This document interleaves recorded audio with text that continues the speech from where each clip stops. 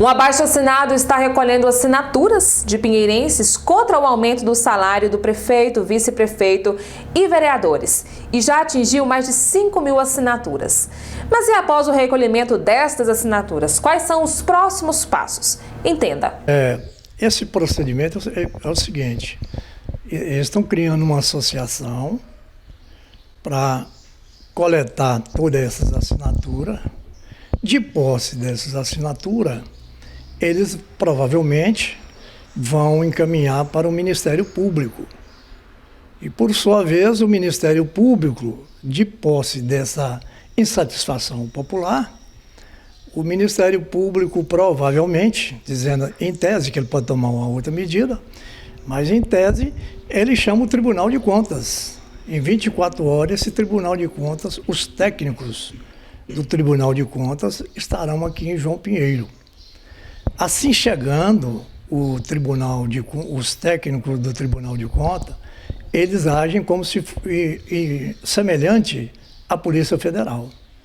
Eles pegam e fazem uma verdadeira varredura, tanto no Executivo quanto no Legislativo, procurando todo tipo de indícios de irregularidade. Uma vez encontrando esses indícios de irregularidade, ou mesmo irregularidade, os técnicos do Ministério do Tribunal de Contas, eles abrem um inquérito civil, e encaminha esse inquérito para o Ministério Público. De posse daquilo, o Ministério Público está municiado de informações que ele vai tomar uma decisão, ou ele vai propor uma ação civil pública, ou de improbidade administrativa. Isso vai depender do Ministério Público. Eu não sei qual vai ser a atitude que ele vai tomar, mas ele vai, de posse desse inquérito, ele vai ter que tomar uma atitude com relação a isso. Então, o caminho a seguir, o objetivo principal, de acordo com a presidente, que me autorizou, inclusive, a falar a respeito disso, eles me contrataram para mim trabalhar para eles e tal, dar essa sustentação jurídica para eles.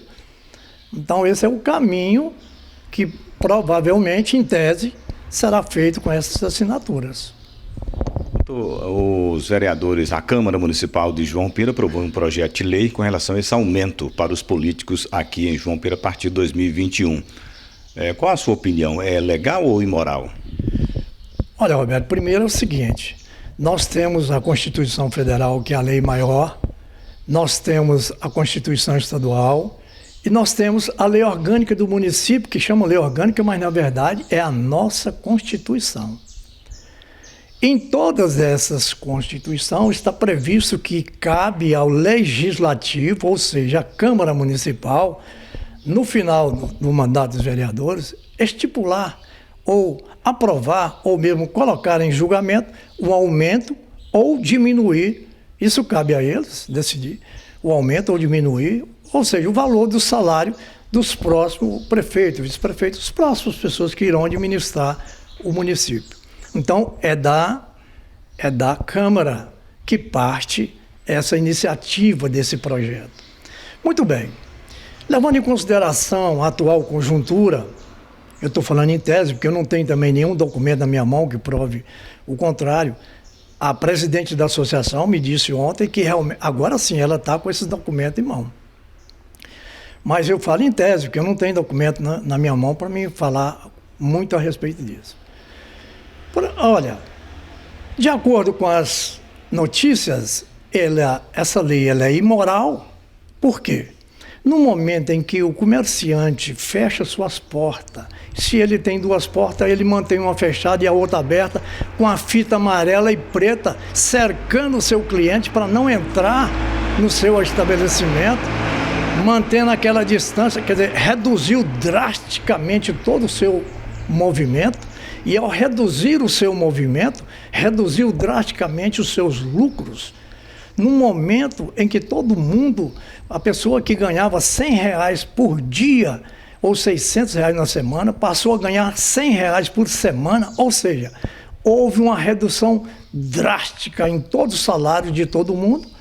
Então, Lógico e evidente que vem um aumento de 40%, comparando com isso, ele é totalmente imoral. Ele é ilegal, por sua vez, falando em tese, porque ele fere a Constituição Estadual, ele fere a Constituição Federal, ele fere, inclusive, a lei orgânica do município. A prevalecer esse aumento, eu não sei na cabeça nem de quem saiu esse aumento de 40%, digo em tese, porque eu não tenho documento para provar isso, mas eu não sei nem de onde saiu o quê, porque é totalmente inconstitucional, imoral e ilegal. Mas a Câmara de João Pessoa usou uma lei complementar. Essa lei complementar, para que todo mundo entenda direitinho a diferença entre uma lei ordinária e uma lei complementar, eu até disse isso lá na rádio. A lei ordinária, a diferença que ela tem, a lei ordinária, essa lei que nós temos que obedecer, todas essas leis, geralmente é uma lei ordinária. Por quê? Porque ela precisa de um quórum, precisa de pouca gente pouco parlamentar, para aprovar. 10 pessoas lá no dia aprova essa lei ordinária, o que o próprio nome já diz, ordinária, porque pouca gente aprova ela e pronto. A lei complementar, não. A lei complementar exige um quórum de maioria absoluta, ou seja, a metade, mais 1, mais 2, mais 3, mais 5. Então ela é uma lei mais exigente, porque ela traz um complemento para a Constituição Federal. Então ela é uma lei muito forte. A Lei Complementar 101, por exemplo, é a lei de responsabilidade fiscal que fiscaliza esse tipo de aumento abusivo, que fiscaliza o procedimento de todo funcionário público. O funcionário público só pode fazer aquilo que está previsto em lei e ele não pode fazer nada que a lei assim o permita. A Lei Complementar 173, por exemplo, em seu artigo 8º, inciso 1º, ela foi agora em 2020, a lei, eles falam a lei da Covid, e ela flexibilizou a lei 101, diminuiu, por exemplo, abriu uma brecha muito grande para os prefeitos, para os administradores públicos e tal, ela flexibilizou, mas, no entanto, com relação ao salário, o artigo 8º, inciso 1º, proíbe terminantemente que sejam aumentados os salários de funcionário público até dezembro de 2021. Isso é uma lei complementar, uma lei constitucional e que ninguém tem o dever de passar por cima dela.